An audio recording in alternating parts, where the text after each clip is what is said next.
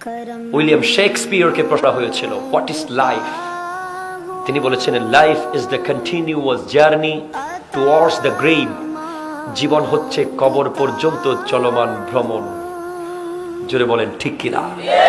আমরা সবাই ভ্রমণের মধ্যে আছি। বাবারা, কবরের প্রস্তুতি নেওয়ার দরকার আছে না নাই? কোরআন বলছে আল্লাযী খালাকাল মাউতা ওয়াল হায়াতা। সুবহানাল্লাহ।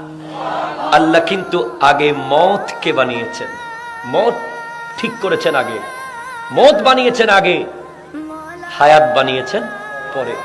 কেন? যাতে আপনাদেরকে বলছি, আপনারা অনেকে এখানে বিসিএস ক্যাডার থাকতে পারেন, এমবিএ পাস থাকতে পারেন, মাস্টার্স অনার্স পিএইচডি ডিগ্রিধারী থাকতে পারেন। এগুলো সব কিন্তু হায়াতের ব্যাপার, এগুলো জীবনের জন্য। কিন্তু আল্লাহ যে জিনিসটা আগে আপনাকে বানিয়ে রেখেছেন, আপনার হায়াতের আগে আপনার মওত বানিয়ে রেখেছেন। অথচ আপনাকে যদি এখন জিজ্ঞেস করি আপনি কি মওতের টোটাল সেই সাবজেক্টটা সম্পর্কে অবগত আছেন কিনা, আপনি কি জানেন কিনা আপনাকে যে মরতে হবে, আপনি যে মরার পরে আপনাকে সওয়াল জবাব করবে, আপনাকে যে মরার পরে দাফন কাফন করা হবে, এই ব্যাপারে আপনি জানেন কিনা, আপনি জানাজার নামাজের নিয়ত জানেন কিনা, এগুলো মওতের বিষয়ের পড়ালেখা। আপনি জানাজার নামাজের দোয়া জানেন কিনা, জানাজার নামাজের যে সানা জানেন কিনা, জানাজার নামাজের কয় তাকবীর জানেন কিনা, দাফন কেমনে করতে হয়, কাফন কেমনে পড়াতে হয় জানেন কিনা। যদি বলি এখানে 90% লোক বলবে হুজুর জানি না। তো কি করেন? বলে আমার বাবা মারা গেলে হুজুরকে ডেকে আনি, আমার মা মারা গেলে দোয়ানি ডেকে আনি দূর থেকে, আমি তো জানি না। অথচ আমাদের উচিত মৃত্যুর সাবজেক্ট সম্পর্কে আগে অবগত হওয়া। ঠিক কিনা? কথা কোন ঠিক কিনা? আমেরিকার একজন প্রখ্যাত ফ্যাশন ডিজাইনার, যার নাম হচ্ছে কিরদেইজা রদ্রিগেজ। কিরদেইজা রদ্রিগেজ সে প্রখ্যাত ফ্যাশন ডিজাইনার, ব্লগার, লেখক। সে অনেক পয়সাওয়ালা ছিল। সে জীবনের শেষ বেলায় মৃত্যুর আগে একটা চিঠি লিখে দিয়ে গিয়েছিল। সে চিঠিটা ছিল এমন যে হেই দুনিয়ার মানুষ, আমার চিঠি যারা পড়বে তোমরা উপলব্ধি করতে পারবে দুনিয়াটা আসলে কি। সে লিখে দিয়েছে, প্রথম কথা ছিল এই যে আমি কিরদেইজা রদ্রিগেজের প্রসাদের সমান বাড়ি আছে, অথচ আজকে আমাকে থাকতে হচ্ছে হাসপাতালের 10 ইঞ্চি 10 হাতের 10 গজের একটা রুমের ভিতরে। সে ক্যান্সার রোগে আক্রান্ত হয়ে মারা গিয়েছিল। সে বলে আমার চুল প্রতিদিন ডিজাইন করে দেওয়ার জন্য 7 জন বিউটিশিয়ান কাজ করত, বেতনদারি। কিন্তু আজকে আমার মাথায় চুল নাই যে সেটাকে ডিজাইন করবে, আঁচড়িয়ে দেবে। সে বলে গিয়েছিল পৃথিবীর এমন কোন দামি ব্র্যান্ড নাই যে ব্র্যান্ডের গাড়ি আমার গ্যারেজে নাই, অথচ আমাকে প্রতিদিন চলাফেরা করতে হচ্ছে হাসপাতালের হুইল চেয়ারে বসে বসে, স্ট্রেচারে বসে বসে। সে বলেছে যাওয়ার সময় এই দুনিয়ার মানুষ, ব্যাংকের এমন কোন অ্যাকাউন্ট নাই যেখানে আমার টাকা নাই, অথচ আজকে আমার সমস্ত টাকাকে আমি হাসপাতালের ডাক্তারের কাছে এনে বললাম আমাকে একটু সুস্থ করে দেন। তিনি বললেন পৃথিবী পরিমাণ টাকা দিলেও আপনাকে আর 1 সেকেন্ড বাঁচানো সম্ভব হবে না। কোরআন বলে দিয়েছে ইজা জাআ আজালুহুম লা ইস্তাখিরুনা সাআতাও ওয়া লা ইস্তাকদিমুন। যখন তোমার মৃত্যুর ঘন্টা বাজবে 1 সেকেন্ড আগেও হবে না, 1 সেকেন্ড পরেও। তিনি বলে গেছেন এই দুনিয়ার মানুষ, প্রতিদিন আমি বিভিন্ন 5 স্টার হোটেলে ঘুরে বেড়াতাম, আজকে এই রেস্টুরেন্ট, কালকে সেই রেস্টুরেন্ট, পরশু ওই রেস্টুরেন্ট, কিন্তু এখন আমাকে ঘুরে বেড়াতে হয়েছে এক ল্যাব থেকে আরেক ল্যাব, রক্ত দিতে হয়েছে পরীক্ষার জন্য। আজ তোমাদেরকে বলে যাচ্ছি এই পৃথিবীর মানুষ, মনে রাখবে টাকা আপন নয়, মানুষ আপন। মানুষ আপন, টাকা পর। যত পারিস মানুষ ধর, যত পারিস মানুষ ধর। মানুষ ধরে রাখবেন। টাকার জন্য আজকে কত সম্পর্ক নষ্ট হয়ে যাচ্ছে, অথচ সেই টাকা কিন্তু আপনাকে 1 সেকেন্ডও বাঁচাতে পারবে না। যেই মানুষটাকে আপনি মহব্বত করছেন, আপনার মা, আপনার বাবা, আপনার বড় ভাই, আপনার উস্তাদ, তিনি যদি আপনার জন্য আল্লাহর দরবারে দোয়া করে, হয়তো এমনও হতে পারে 1 সেকেন্ডের মধ্যে আপনার ক্যান্সার ডিলেট হয়ে হায়াত আরো 10 বছর বেড়ে যেতে পারে। জোরে বলেন না ঠিক কিনা? কোরআন বলছে ইয়ামহুল্লাহু মাইয়াশাউ ওয়া ইউসবিতু ওয়া ইনদাহু উম্মুল কিতাব।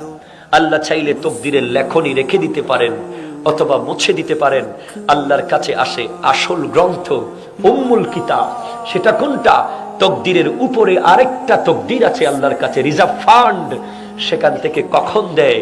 যখন আপনার মা, আপনি যখন গিয়ে মায়ের হাতে 100টা টাকা তুলে দেন, মা তুমি কিছু খাইও, তখন আপনার মা যখন আপনার জন্য হাত তুলে দেয় আল্লাহর কাছে, আগামী কাল আপনার বিশাল ট্রাক অ্যাক্সিডেন্ট হওয়ার কথা, কিন্তু মায়ের তোলা হাত আল্লাহর দরবারে এমন ভাবে কবুল হয়ে গেছে, আল্লাহ আপনার ট্রাক অ্যাক্সিডেন্ট ডিলিট করে দিয়েছেন, আরো 10 বছর হায়াত বাড়িয়ে দিয়েছেন। High high high. শুধু তাই নয় বাবারা, আমার নবীর এক সাহাবা নবীজির কাছে এসে বলে, ইয়া রাসূলুল্লাহ, আমি একটা বড় কাজ হলে একটা মান্নত করেছি। এই ঘটনা আছে মাওয়াইজে নাইমিয়া, আল্লামা মুফতি আহমদ ইয়ার খান নঈমের কিতাব মাওয়াইজে নাইমিয়ার মধ্যে এই ঘটনা আছে। বলে আমি মান্নত করেছি, যদি আমার কাজটা হয়ে যায় তাহলে আমি বেহেশতের দরজার উপরের চৌকট আর নিচের চৌকটে চুমু খাবো। ইয়া রাসূলুল্লাহ, আমার কাজটা তো হয়ে গেছে, এখন আমি বেহেশতের চৌকট কোথায় পাবো চুমু খাওয়ার জন্য? মান্নত কেমনে পুরা করব? তো আমার নবী বলেন, তুমি বেহেশতের চৌকটে চুমু খেতে চাও? তাহলে যাও, বেহেশতের উপরের চৌকট হলো তোমার বাবার কপাল। আরো জোরে বলেন না সুবহানাল্লাহ। বেহেশতের নিচের চৌকট হলো দরজার নিচের চৌকট তোমার মায়ের কদম। তুমি যদি মান্নত পূরণ করতে চাও, গিয়ে তোমার বাবার কপালে চুমু খাও, তোমার মায়ের কদমে চুমু খাও, তোমার বেহেশতের চৌকটে চুমু খাওয়া হয়ে যাবে। এরপরে এক সাহাবা ডেকে বলে, ইয়া রাসূলুল্লাহ, যদি তার মা বাবা বেঁচে না থাকে, বলে বেঁচে না থাকলে সে যেন কবরস্থানে গিয়ে তার বাবার কবরের মাথার সাইডে চুমু খায় আর তার মায়ের কবরের পায়ের সাইডে গিয়ে চুমু খায়। বাবারা আমার, অনেক দিন হয়েছে মা বাবার কবরের পারে গিয়েছেন, একটু যাবেন। ওই ব্যক্তি বলে, আমার ডানে আগুন, বামে আগুন, উপরে আগুন, নিচে আগুন। মৌলা আলী দয়া এসে গেছে। আপনার কিন্তু দয়া আসবে না, আপনি অনেক ব্যস্ত। সেই যে কবরে দিয়ে আসছেন আপনার দাদাকে, একবার সূরা ফাতিহা পড়ার টাইম কিন্তু আপনার নাই, আপনি এত ব্যস্ত। কিন্তু আপনি তো জানেন না, ওই কবরে যখন আপনি যাবেন, আপনার নাতিও কিন্তু ব্যস্ত হয়ে যাবে। কথা জোরে বলেন না ঠিক কিনা? মৌলা আলী 100 রাকাত নফল নামাজ পড়লেন, 3 খতম কোরআন শরীফ পড়লেন ওই অপরিচিত মুর্দার জন্য। পড়ার পরে আল্লাহর কাছে দোয়া করলেন, আল্লাহ তুমি ক্ষমা করে দাও। দেখে আযাব বন্ধ হয় না। চলে গেলেন নবীজির কাছে, ইয়া রাসূলুল্লাহ, আমি এত নামাজ পড়লাম, এত কিছু করলাম এই বান্দার জন্য, কিন্তু তার আযাব তো বন্ধ হচ্ছে না। নবীজি বলেন, চলো আমাকে নিয়ে চলো।